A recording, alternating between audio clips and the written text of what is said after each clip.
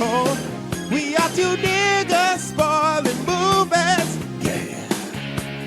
Brandon Collins, that's me, and Justin Brown for your movie needs. Medium popcorn. Woo! You haven't seen it, well, we're gonna spoil it. Spoil it in your face. That's your warning. So if you get pissed, it's all your fault.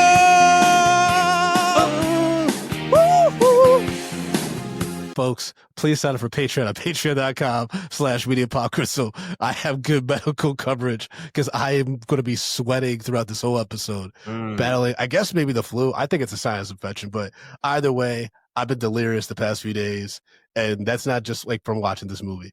I'm Eddie Collins. Guys, this is Justin Brown. I'm also delirious, but for many different reasons than Brandon. Oh boy. I'm just so crazy, again, you niggas. So again, patreon.com/mediapopcorn. Support our mental and physical health, everybody. And it's the holiday season. It's the giving season. So, do it for us, man, because we're watching these movies. 2003 Christmas comedy Elf, directed by Jon Favreau, written by David Barenbaum, starring Will Ferrell, James Caan, Zooey Deschanel, Bob Newhart. Man, Justin, I don't know why people love this movie. Neither do I. Because I do not get it. You know what? I think that this people love this movie because they just love Will Ferrell. I think this is just, it's the Will Ferrell cons coming out for this one, and they're just loving everything. He's so annoying in this movie, though. Yeah, like if this guy approached me on the street, I would walk away from him, but obviously he doesn't know when to just, call it quits. I would end up punching him in the face. Yes.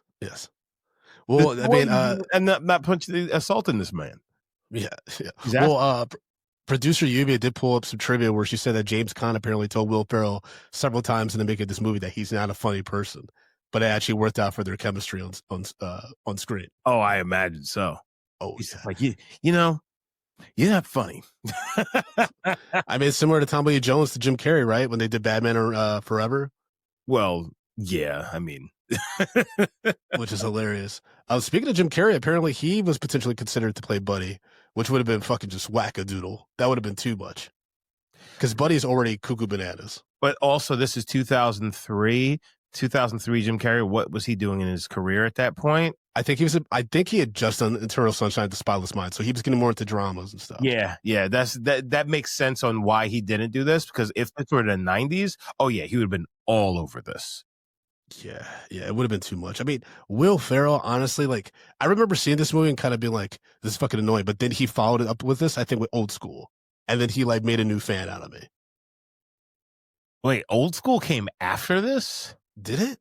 No, Old School came before this. Old School came 2002 or 2001. 2003. Really? Yeah, so they came out the same year. Holy shit. Oh shit. I didn't see this for a while after Old School. Okay. Yeah, I didn't see this when it first came out. I saw it when I was at this time I was working at like the Dollar Theater.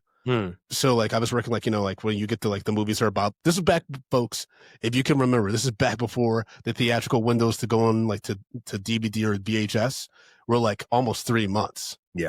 It wasn't like 17 fucking days. I don't know why the studios did this shit. I get COVID was scary and crazy for everybody, but it's destroyed the theatrical business. Yeah, it's a nuts way to run your business. So we got Elf like months later, right? And that's when I watched it. I remember being like, I hate this movie. Zooey Deschanel, good thing she had New Girl, because I have no idea why she had a career besides New Girl. She is awful in everything but New Girl, and that's because she had 3 crazy motherfuckers to play off of that elevated her. And I'm not saying like, and I don't want anyone to be like, oh, Brandon, that's not right. These are 3 guys. She's one woman, and it's hard being an actress. I understand that. But like, give me one great, perfect Zooey Deschanel. Well, you know what? I take that back. 500 Days of Summer, she was pretty fucking good. Okay. But that was just a great script, though. I'm sitting here looking. Yeah, I really don't. Theatrical, it's been terrible. Yeah. And then on top of that, she's married to one of the Property Brothers. One of the Property Brothers. I'm just like, yeah. I mean, I'm looking at her. So, yeah, those guys are so weird. They are. They're really weird. Why do they wear those fucking outfits?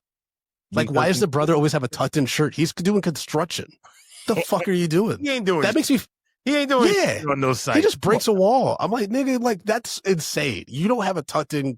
Anytime I see someone who's supposed to be doing some handiwork and they have a tucked in shirt, I'm like, this is bullshit. It's bullshit. Property Brothers, man. Yeah, those guys are weird. I went down like a weird binge with HGTV stuff. We watched their show quite a bit. But it was always funny when the realtor brother couldn't convince the people to do like what's best for them. Yeah, and you just see him like kind of like his shoulders drop and shit.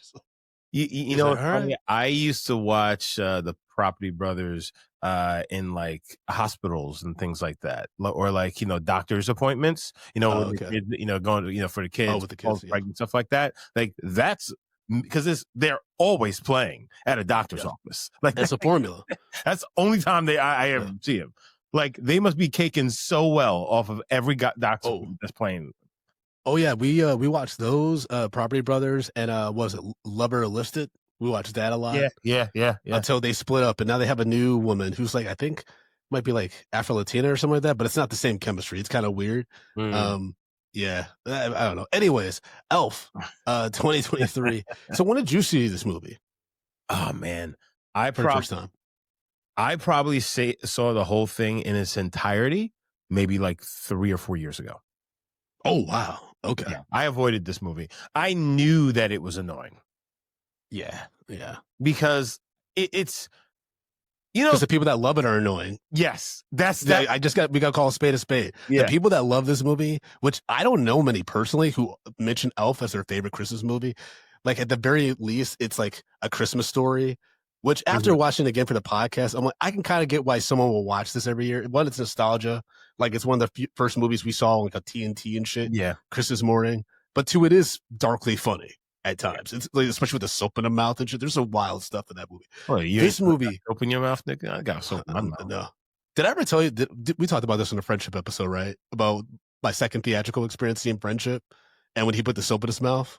Oh yeah, people was just like, "What the fuck?" No, this big black dude in the corner was just like, "What the fuck?" Like he was so disturbed. I don't know if he stayed after that. Also, shout out to Chris Lambert, who was on the Chair Company recently. Yeah. I just watched that episode today. Yes. I actually have to text him. I was just like, "Oh my god, he was the fucking king."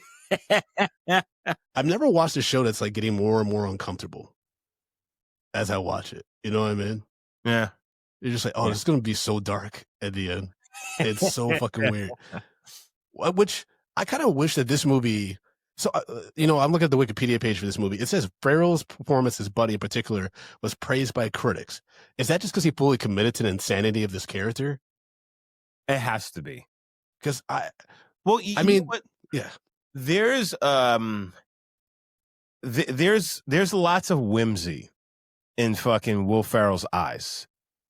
You know what I'm saying? No, there's madness. No, you're right. But I don't think it fits children's movies. I think it fits old school and things like Talladega Nights and stuff. It does not fit a children's movie. No, in actuality, so I guess this is where I'm differing a little bit from you because I feel like we're on the same page. But I would say that if you don't know Will Ferrell from like the crazy stuff that he's done, which he aligns like directly with, you know what I'm saying?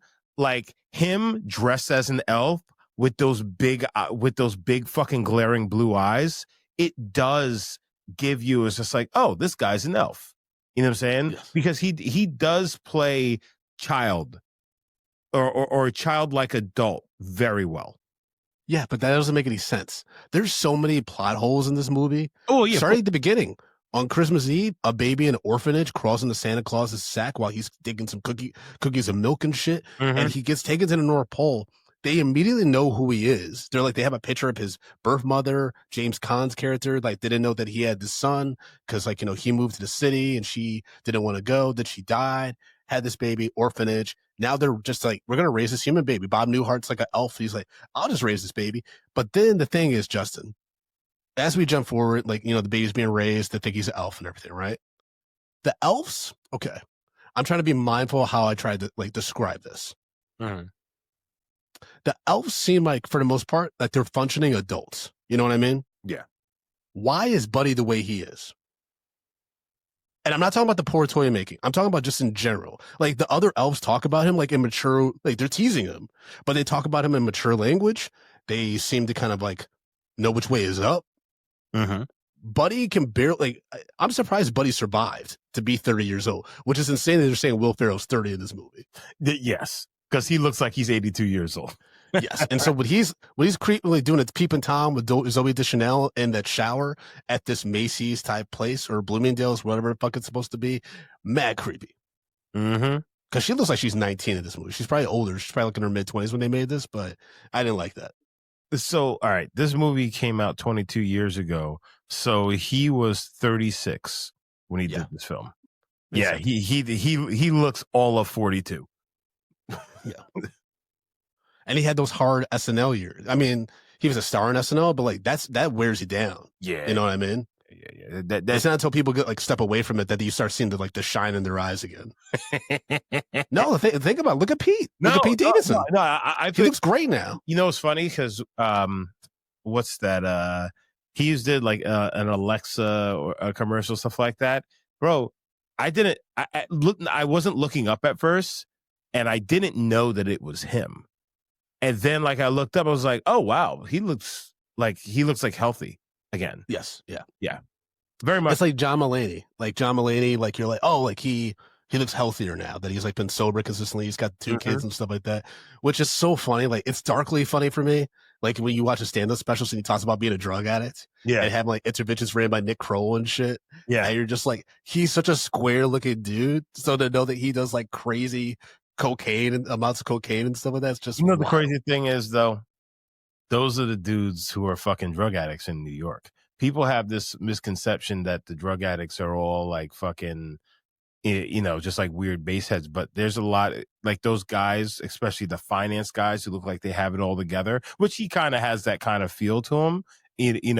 Those are the big druggies in New York. Like if you know New York, you could have clocked that a long time ago. Oh yeah. Come on now. After you buy it, that's what it's all about. Guns and butter, baby. Mm-hmm. That's right. Little dumb motherfuckers. Why was there no black people except for Faison Love in this movie? He's the only black person in New York City, according to Elf. Did we need any? I mean, who was originally supposed to play that role, right? Check? Yeah, but you know who was originally supposed to play that role, right? Who? Wanda Sykes. That's why his name tag says Wanda. She had to drop out. Yeah, she had to drop out, I think, last minute. Yeah. And they went with Faison Love? I mean, I think they were just like, who's available? Who's around? Fuck it. They're just who's that nigga who's got Dunlap? It's like, oh, that's me. That's terrible. That's terrible. He was fine in this movie. It was crazy that he made himself Santa after they had to fire Artie Lang because Artie Lang and Will Ferrell got in a fight. Which, that whole thing, okay, let's go back to the North Pole shit. Because I got some crazy beef with Santa and Bob Newhart's character. Because if they basically, this movie kind of paints Buddy as if he maybe has special needs. Yeah. And I'm not even trying to be mean about, like, I'm just being honest. Like, the way that he reacts to things and, like, has a hard time understanding and, like, just understanding, like, consequences, understanding how, like, just structure. New anything, right? And so the fact that Santa and Bob Newhart's character are just like, yeah, your dad lives in New York and, like, you're a human, so we should just, like, send you to New York. But they don't talk to him about the human world at all. He gets to New York by traveling on an iceberg and then walking through the woods and then coming through the fucking Lincoln Tunnel. And he walks right into New York City. First of all, that nigga would have got shot. He would have got shot. Before that, he did fight a raccoon. Yeah. Which I thought you were going to mention. Yeah, well, I mean, I love me a raccoon, but that wasn't the raccoons I want to be fucking with. That's Brother Coon up there, and he ain't playing no games. Now, on top of that, this nigga, so we're gonna go here that he came on an iceberg, right? So he had to come to North America on an iceberg from the North Pole, right? So did it freeze his ass off? So, exactly. Dressed like, did he have to take a shit? Apparently, he walked through the frozen tundra of Alaska. Not Alaska, of Canada.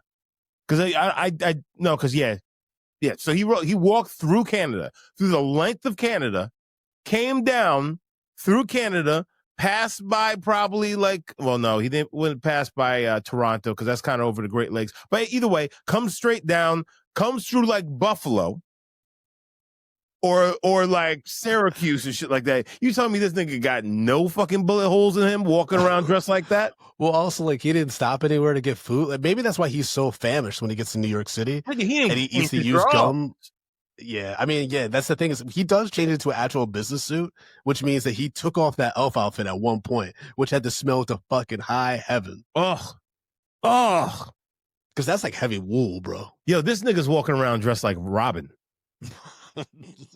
He looks fucking nuts. And he's way too tall for that shit. Yeah. I also have to say, I was very upset with our opening shot of this fucking movie, which literally closes in on Bob Newhart in like his elf outfit, these yellow leggings, right? But the thing is, Bob Newhart's not crossing his legs. So we're getting full on crotch shot. I was very upset by that. That's how we opened the movie. So I was already upset. I did laugh a few times. I did laugh when they talked about elves have very few jobs. You know, one is we make, toys. The other is we try to make cookies and houses. And they had the tree house on fire. Yeah. And she was like, this isn't logistically the right thing to do. I was like, that's funny. So, right? you know what really upset me about this film? What? In what world does Zooey Deschanel fuck this guy? Well, that's why I wrote, dude, there's some like, I really hate using this comparison. There is some wild, like, what is the movie? It's not The Other Sister. Dude, this movie had like I Am Sam vibes at times. Like, it's like just without a daughter. Like it had like you could have said the little brother was like his daughter. Like there's some creepy stuff. And Zooey Deschanel, remember, she's taking a shower at work because she don't have no running water at home. Yeah, to the point where poor. To the point where this man child, literally a man child who's dressed like an elf, asks her on a date, but barely. He asks her to eat food. It takes her to the worst first date ever, right? He's literally spitting through fucking rotating door constantly and saying, this is like it's like what we're doing tonight, right? And she falls in love with him. She falls in love with him. I'm doing this in quotes, everybody, because she finds out probably who he's connected to, James Caan, who like is running his own publishing company. She's probably thinking there's some money there.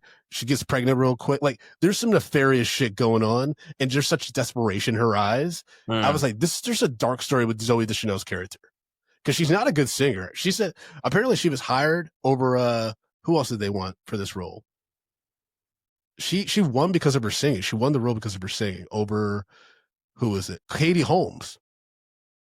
Well, I mean, would you do you really seriously do you see Katie Holmes taking this role and it being like something you want to watch? It's not better. It's definitely not better. No. Yeah, Katie Holmes never worked theatrically except for Batman Begins, and then she dipped out, which is fine. I mean, like, yeah, people say what they want to say about Maggie Gyllenhaal, like attractiveness and stuff, but she's a great actress, so fuck it, So,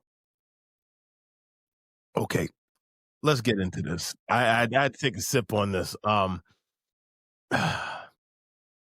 I feel like there's a time and place where a girl goes on a date with a guy like fucking the elf. What's his goddamn name again? Buddy. Buddy. Sorry. So you can go on a date like what Buddy did and actually pull a chick because it's doable. And the reason I say this is because, but it kind of yes ands exactly what you said. She has to have been going through a hard fucking time. Obviously, she's so desperate for food. Not even that she's desperate for food. She's showering at fucking work because she's got no hot water. She's probably in the city. She's failing. She's lonely. And then this guy comes along and he's just like, hey, I just want to have fun.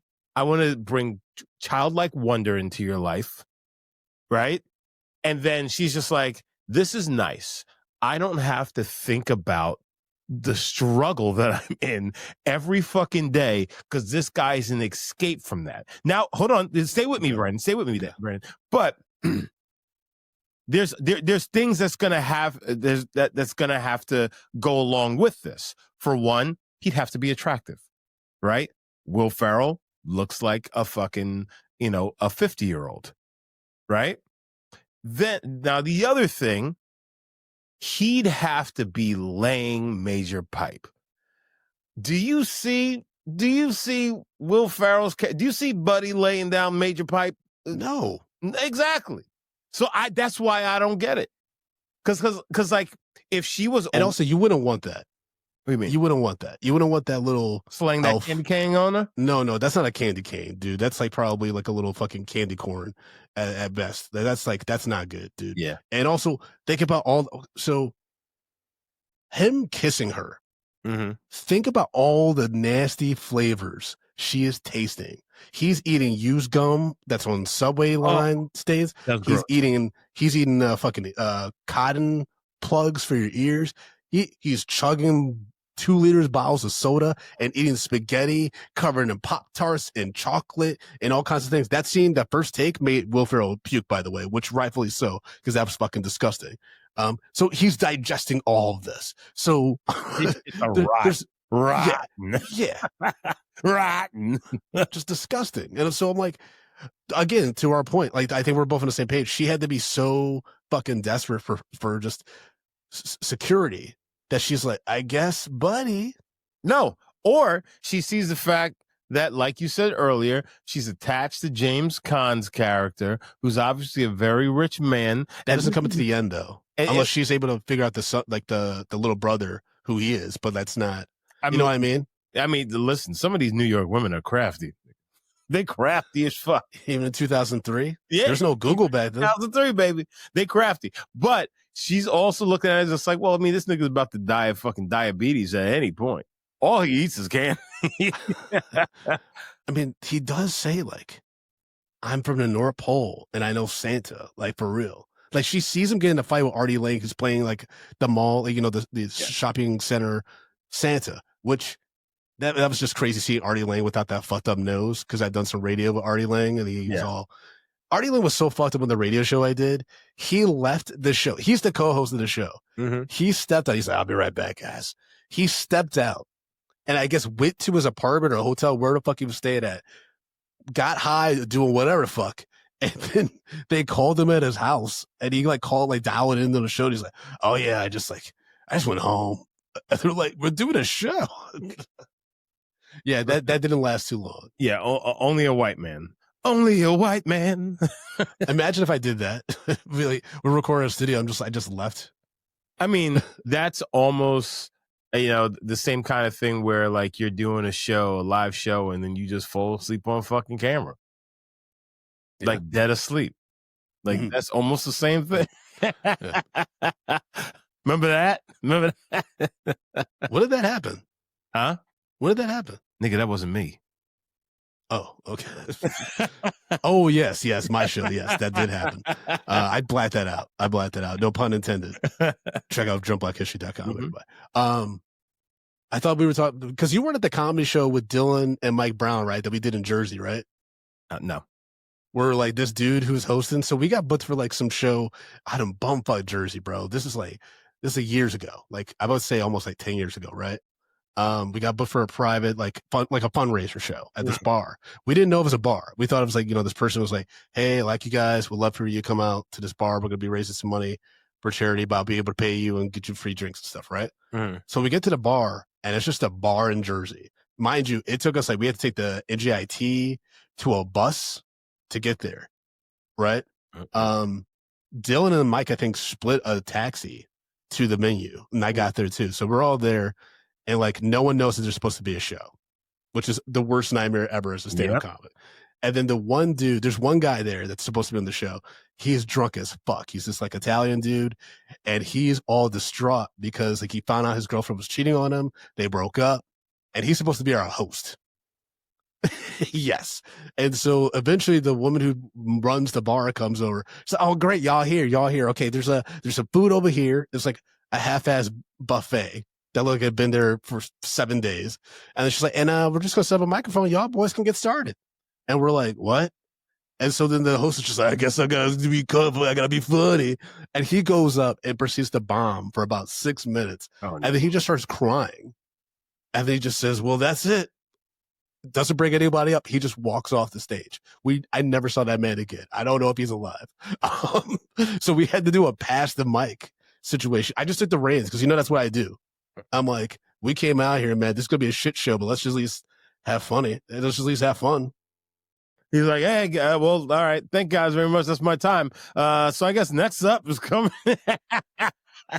That's fucking wild. It's wild, man. Like that's comedy is fucking crazy. You think they knew that they had a hit on their hands though when they were making this, or like, the other actors like James Caan to just be like, man, I really hope this fucking comes together in post. So you know what? No, I think James also hated his time. I got hold the fucking phone real quick. I got to shout out Mary Steenburgen. This woman, she is 72. Oh, yeah, I've seen her, great. Dude. I think every time I see her on screen, I'm like, yo. I'm like, is she married to Sam Elliott? Is she? No, she's married to Ted Danson. Ted Danson, yeah. Really? Yeah, she is. Yeah, because she was in a series finale of The Good Place. Yeah, she's amazing. I think she's so fucking sexy, and she can be funny. She can be dramatic. Man, that's a white starlet that I definitely 100% support.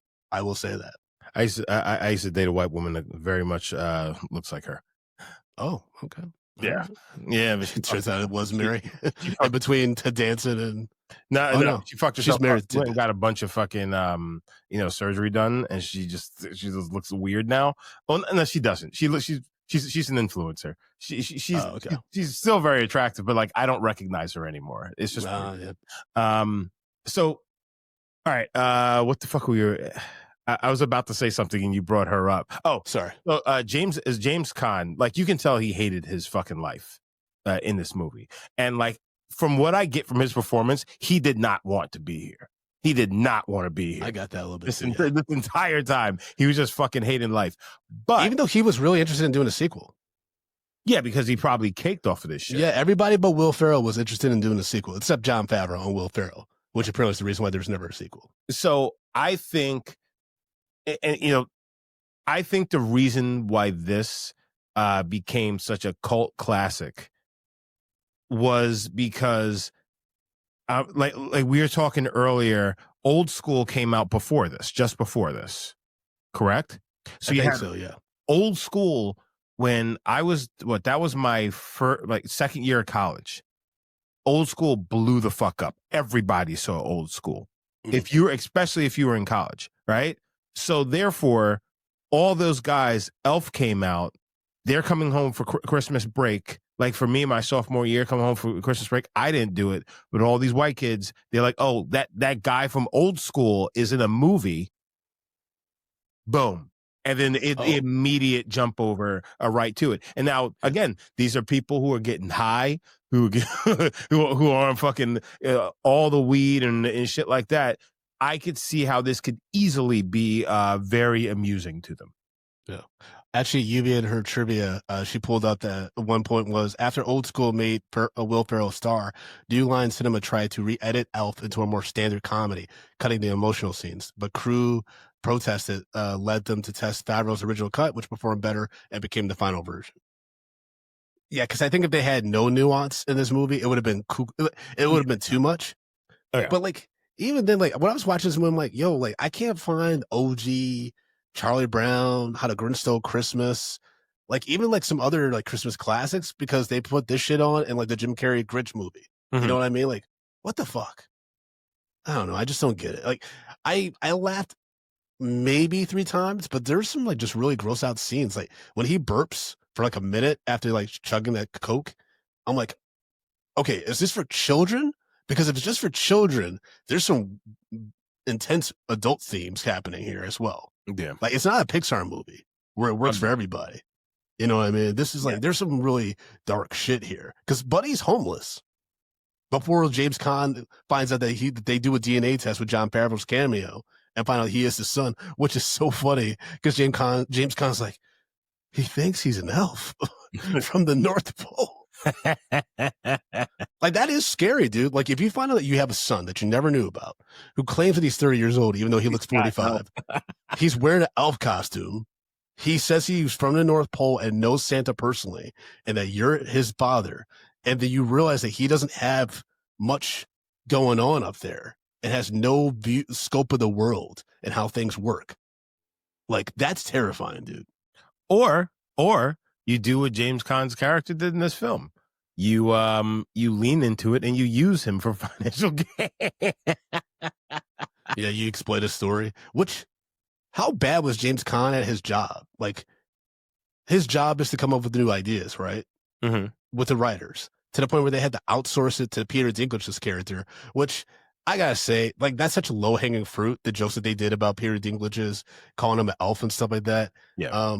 Peter Dinklage looked great in this movie, by the way. Like, for some reason, I thought he looked like a little bit more scraggly. Looked great in this movie, and also, I'm so glad he doesn't have to do bullshit like this anymore. Because with Tyrion, he's given us some of the best performances that have ever been put on screen. And so I'm just so happy that as an actor, he doesn't have to do shit like this. Because I'm like, this is so fucking juvenile, guys. Yeah, Because they stretched out that joke, that beat, too many beats. You knew it was coming. You knew it was coming. They were going to find a little person to throw in this film, and they could only, but so many times, go to the well of the black dude who's played an elf in every single thing in his goddamn career. The dude from Bad Santa and shit like that. It's just like how many times are they going to go to that well? So like now you have Peter Dinklage. He's a new hot little person. So it's just like, let's go with him. You know what I'm saying? Even though what they did with the character, they gave him, like, yes, he's a little person. Yes, we're making a joke of him. But on the other hand, they use that to just show that, like, he is not, little people are not to be trifled with, and he'll whoop your ass. You know what I'm saying? So, like, that's the way they kind of evened it out. But still, at the same time, it was like, it was very low hanging fruit. I walked by him, like, with the networking event you came to in Brooklyn, like, a while back. Mm-hmm. I walked by him and his family. Oh, Peter Dinklage? Yeah, on our way to the bar, the first bar. Thanks. Yeah. It was like, oh shit. I was like, he would be able to afford to live down here. Yeah. Well, you know what I mean? Yeah. Okay, but when he leaves his book after beating up Buddy, were you the same height, Brandon? That's funny. That is funny. I'm 5'6", guys. It's not that short. You know what? After doing, I think I could talk about it. I mean, I didn't sign an NDA. Did I sign an NDA? I could talk about it. I did background on Meet the Parents, the new movie that's coming out, and like was right next to Ben Stiller. That dude is like 5'2", okay, and he's a movie star. So like, cut me a break, everybody. All right. So I just saw what's his name? Oh my God, the dude from SNL, the Asian dude, fucking Bowen Yang. Bowen Yang, a lot shorter than I thought he was. Is he like my height, 5'6"? I'd say so. Okay. Yeah. 5'6", maybe a little bit taller, but I'd probably say you guys are the same height. But like for some reason, maybe because the camera give you a different look and feel, and especially SNL and the way they cut things. Well, I mean the way they film. I thought that he was a lot taller. I was surprised that he was that high. I was like, oh, okay, whatever. But but there are a lot of stars who are, shorter people. Actually, I would even say that, the business actually lends itself towards shorter people more often than not, because shorter people are actually they look better on camera. Yeah, they're easier to film. Yeah, for sure. Man, I remember meeting the guy who played Lawrence. I think his name is Jay Ellis at the Africa Awards a few years ago. And I felt bad. I called up. I was like, I wanted to call him a nigga. I was gonna be like, nigga, you tall as hell. But I was just like, oh, bro, you tall as hell. Like, he's just like, because he was holding the door open for me. And he was like, yeah. And I was like, all right. I usually compliment people on their work too when I see them at these award shows. But I was just so overcome by how tall he was. I was like, damn, no wonder Issa chose you. I do have to shout out one line that came out at the beginning of this fucking movie that I was like, I'm already out. It's going to take you a long time to like win me back for that. When he said, I'm not a cotton-headed ninny muggins, I was like, what the fuck? Yeah. The elves called him that? I was like, what? Just say nigga. That's what I was like. There ain't no black people around. I did laugh though shortly after when his punishment was opening the Jack in the Boxes. Mm-hmm. To say make sure they worked. And apparently Jon Favreau had a remote, so Will Ferrell never knew when they were actually going to pop, which is funny. But at the same time, I was like, this is crazy. This is insane. No, 1,000%. I don't. And folks, don't say like, this isn't a Paddington 2 situation where I'm like, Justin, I got a cold heart and shit like that. No, I was in a good mood. Man, nigga. Stand by. I mean, I was sick. I was sick when I watched this, and I wanted to be in a good mood. I wanted to laugh. I wanted to feel good, and I was just like, the whole movie. I'm like, these are disturbed people, bro. So I watched this with Axel because Axel was homesick. So I was like, hey, let's watch a Christmas movie together. Axel was kind of just like what? And Axel loves, he laughs and shit. He's kind of just staring at it. He's just like, all right. What the fuck is this? Yeah. I mean, James kind of one point when he thinks that Buddy is there to sing him a Christmas song. Like he was like some, special order or something like that. And Buddy improvises this creepy song about. You can't say he's some special order. That makes it sound like he got sent by Diddy. Oh my God. But yeah, that doesn't even make sense because Diddy never spent anything special to people. He never did nice things for other people. Come on now. All right. You know what? That joke doesn't even make sense, man. Come on, Justin. All right, but what I was trying to say is though, when he was improvising that song about "You're my daddy and I'm from the North Pole," and then James Caan's like, "That was fucking." He didn't say fucking, but he was like, "That was weird." I wrote down my notes. I'm like, "True words have never been said." Yeah. This whole movie is really weird, and I don't know, man. I think quirky white families love this shit. Oh yeah, I think quirky white families that put raisins in their potato salad, they like this movie. This is like a weird. And folks, send us an email at mediumpod@gmail.com. Let us know why you like Elf, because I need to understand. I really do. Fair. You know what I mean? Like, we've had to watch a few holiday movies so far for the podcast, and this is by far the worst. And we watched Santa's Sleigh with a wrestler playing Santa Claus. First of all, Brandon, I don't know if this is worse than Santa's Sleigh. No, because Santa's Sleigh at least had Fran Drescher at the beginning with her assets. No, Brandon. Santa's Sleigh was significantly worse. It's really bad. Don't do that. Like, listen, I wasn't a big fan of this film, but like Santa's Sleigh is a whole nother level of fucking dog shit. Folks, you got to check out our Patreon, patreon.com/mediapopcorn. Join the horror movie tier so you can hear our Santa Sleigh review when it comes out this month. Ugh. All right. Let's talk about the snowball scene real quick. And how that's what makes Buddy connect with his little brother, who is very justified in being like, what the fuck is going on with you, bro? Yeah. Like, what's wrong with you? Like, he's waiting for him outside school in an elf outfit. Like, how'd they not change his clothes immediately? True. Like, give him a shirt and like some gym shorts or something, man. Also, who had to clean that elf outfit when he started wearing suits? Well, he put it right back on. That's so crazy, dude. He went right back to it. I mean, he didn't stay out of it for long. So do the elves? Okay. They never, I mean, everyone's like listening to this. They're like, Brandon, it's a fantasy family movie. What the fuck are you talking about? But I'm like, do the elves procreate? How does this work? There were no female elves, right? I didn't see any. Yeah. Yeah. So where they come from? I think they're like asexual.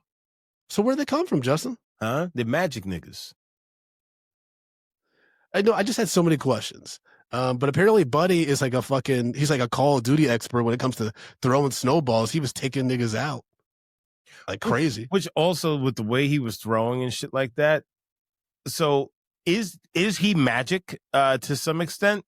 Because like this nigga, it was like he was unhinging his fucking shoulder to fucking throw those fucking snowballs the way that he was. But that was fucking crazy. Mm-hmm. Yeah. This whole movie, like I said, is insane. Again, folks, not everything was terrible. I did laugh a few times, like when when James Caan's like, hey, have you ever seen the mailroom? And like sends him to the mailroom, basically the Empire State Building where he works at, which when Buddy touched all the buttons in that elevator, I would have fucked him up. That guy next to him was just kind of like amused and smiling. I'm like, no, punch him in the face. You know how many floors that is? I used to work at the Empire State Building. That's insanity. But also, it wouldn't have had that many floors because it's broken up. Like all the elevator, they're broken up into different pockets. Yeah. Because I remember, like, I worked on like the 30th floor, so I had to go to a certain wing that was like 28 to 50 or some shit, or something like that. Yeah. So it's broken up, but like I still like if you make me stop on every floor, I'm gonna fuck you up.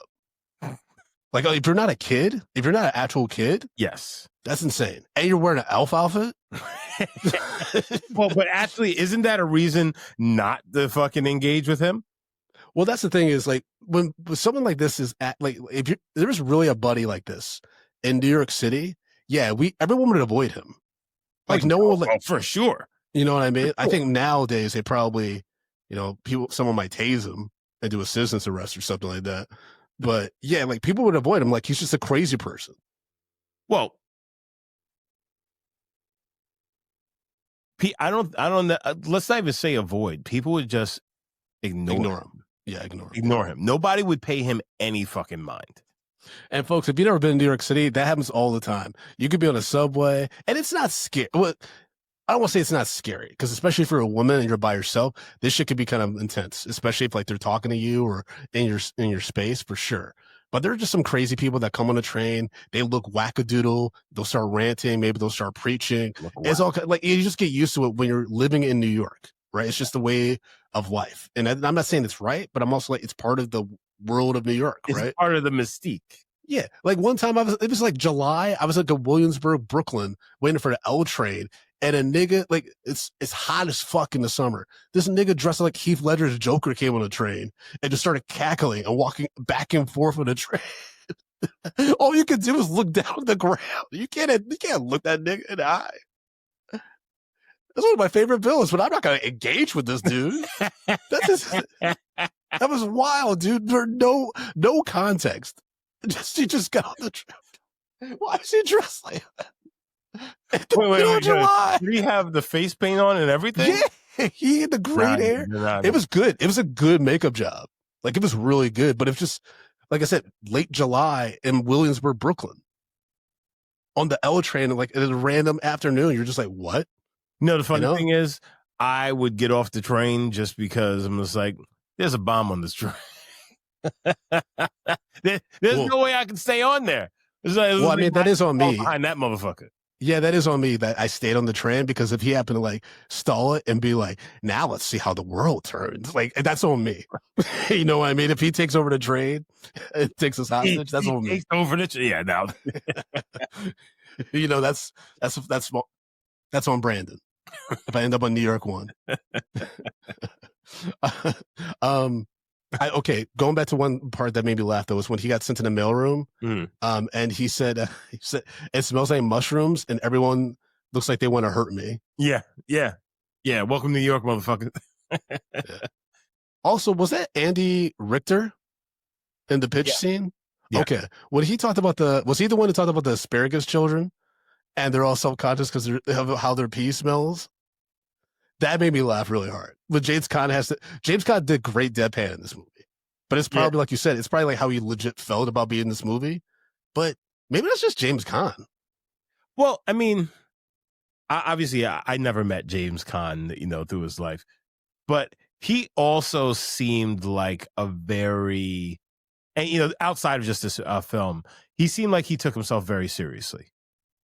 Yeah, maybe. But with that being said, if he does, it actually lends to the comedy of this film.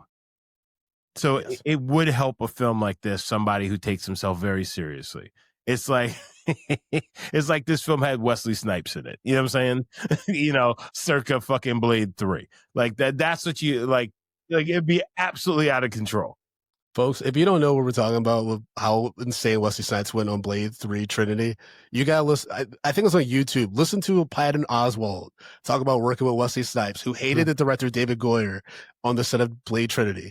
Because I guess Wesley was so method, he only wanted to be addressed as Blade, and he only communicated with the director through post-it notes. And he signed them Blade. I fucking love it too. I mean, there's so many concerns there. Any final thoughts before we do some letterbox reviews and a Patriot thought and give our thoughts, our final thoughts on the movie, Justin? No, I mean, like, I think the movie is kind of straightforward. You know what's going to happen once the movie starts. I think the most egregious. The movie's straightforward? No. I mean, like, you can tell where this is going to go. Oh, okay. You know what I'm saying? Where it's going to end up. Like, of course, he's, it's a fish out of water story, but he's going to end up saving the day and everyone's going to love him. You know what I'm saying? That's the way these things go. But with all that being said, I think the most egregious thing is that this woman really slept with him and then had children. Had a child, at least one child. Had a child with him. Like, she is so broken. Yeah, I mean, the final shot is of Bob Newhart putting out his arms, saying, "Come here, baby," like, because Will Ferrell's holding his daughter. Yeah. And then Will Ferrell takes that as, "I'm going to hold my baby," and then sit on Bob Newhart's legs again. And so he's got twice the weight now, showing that Buddy has not grown intellectually. Yes. That's why I said this is kind of an I Am Sam situation. It's not great. And I'll even say that about Will Ferrell's performance to an extent. Like, I think he went to some weird places mentally before they said action on set. You know what I mean? I don't know how much drugs Will was doing.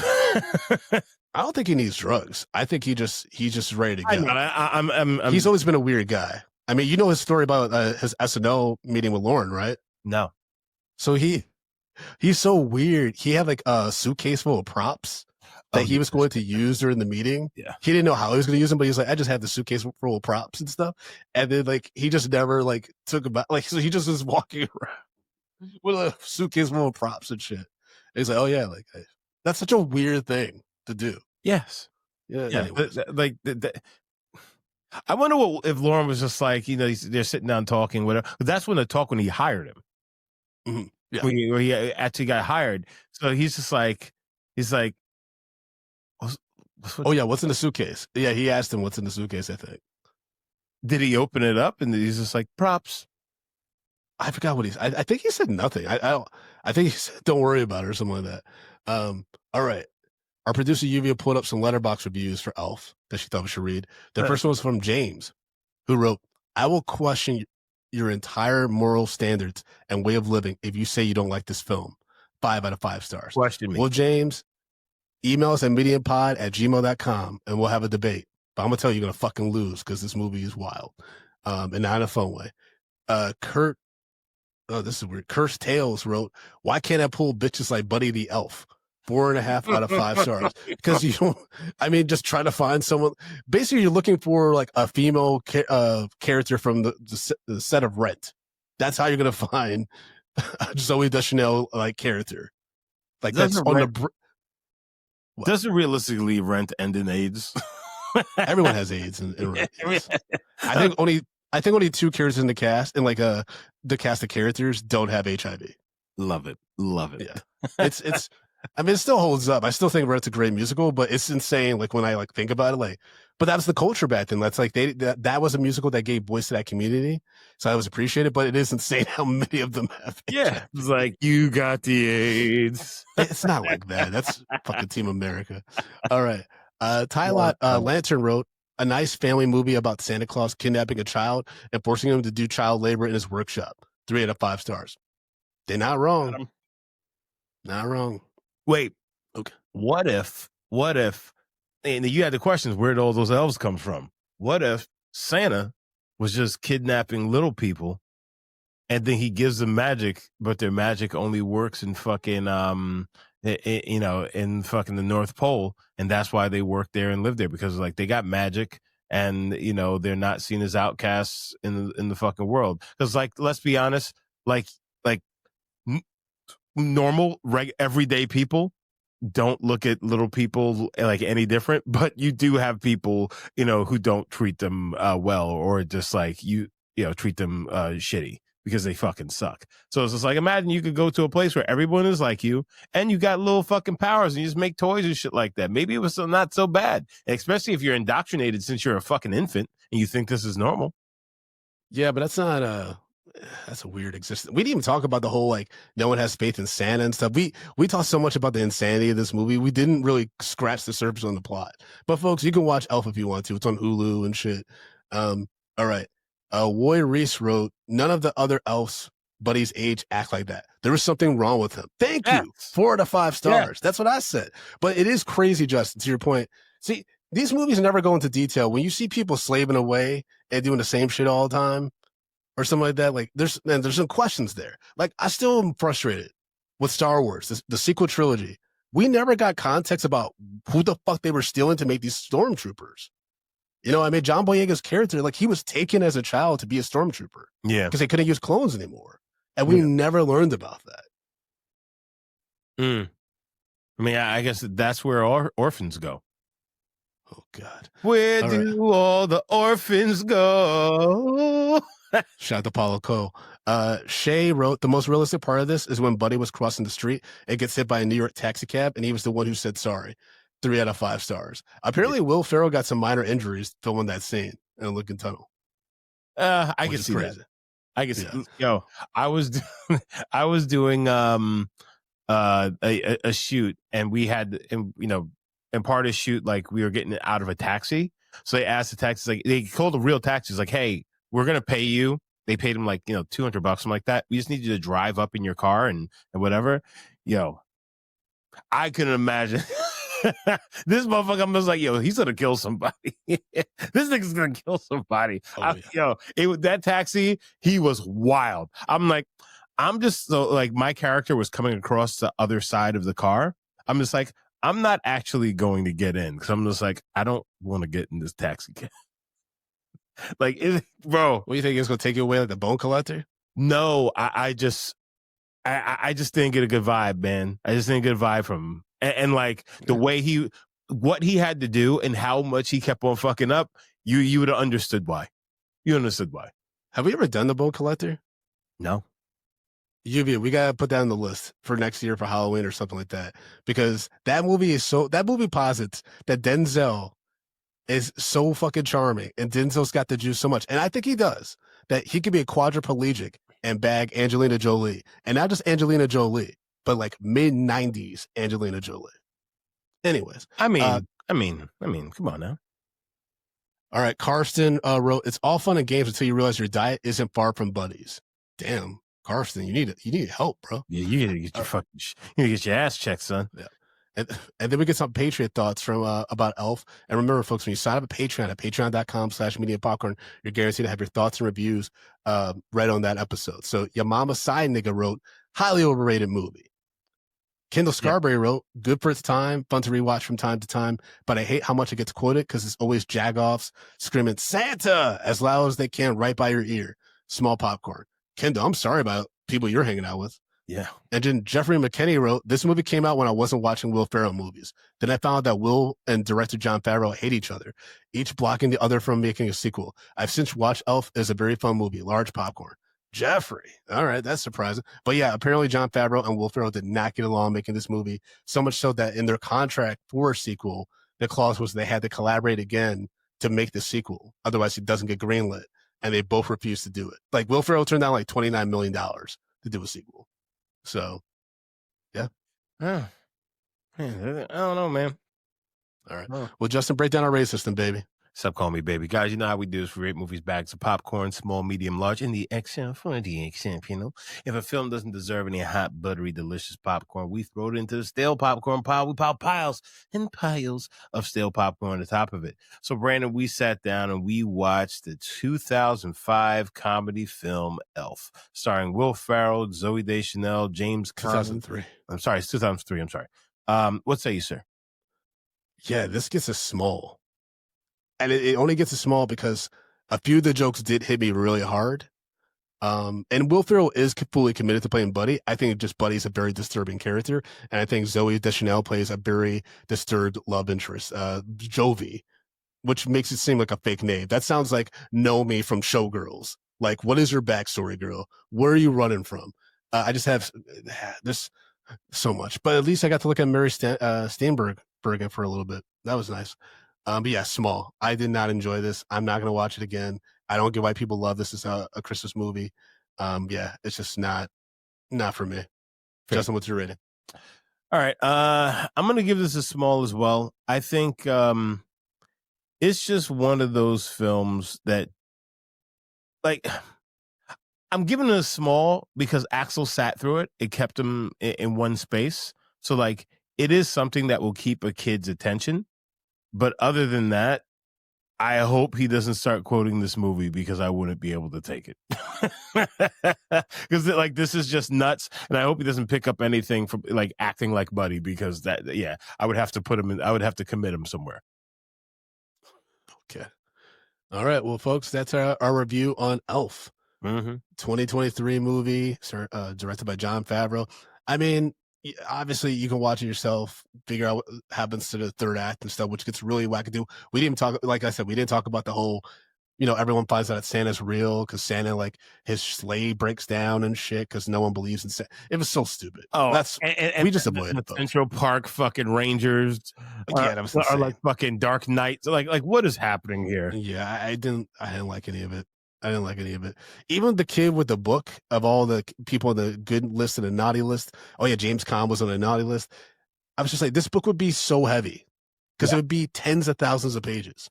Yeah, and you couldn't just open up the book. And she was like, "Oh, what's your name?" And then she looks in it. You want this? I'm just like, nigga, like, how did you find that so fast? Yeah. Also, again, if Santa could take an orphan and raise them in the North Pole, why not take all the orphans? Get them a home. It's true. Anyways, folks, you can follow the show at Media MP Podcast and all social media platforms, MediaPopcorn.com for all your Media and Popcorn needs. There you can find our link for our YouTube, our link for all your favorite podcast apps, as well as the link for Patreon, patreon.com/Media Popcorn. Support the show financially through our tiers. Either one gets you access to hundreds and hundreds of hours of bonus content. And if you want to follow me personally, you can follow me at Frodo_Blackens on Instagram and Threads. Just to compete, how can people follow you, baby? Stop calling me baby. Good trying, you motherfucker. Guys, you can follow me at J Brown Did It on all the social media platforms. And guys, come on, give us a little coffee. Give us a little coffee. ko-fi.com/medium popcorn. Drop a little something to us. You could donate to the show. Every little bit helps out. Yes, it does. Yeah. And the money's tight. Leave us a 5-star review on your favorite podcast application. We will read it on the show. But again, if you sign up, coffee helps us as well. But coffee, Patreon, you're going to get a shout out from Idris. So please help us out. All that good stuff. And Jesus, I hope these movies get better. Yeah. Because I'm not in the Christmas spirit right now. I'm not in the Christmas spirit. Oh, man. All right, y'all. Talk to y'all soon. Right. Peace.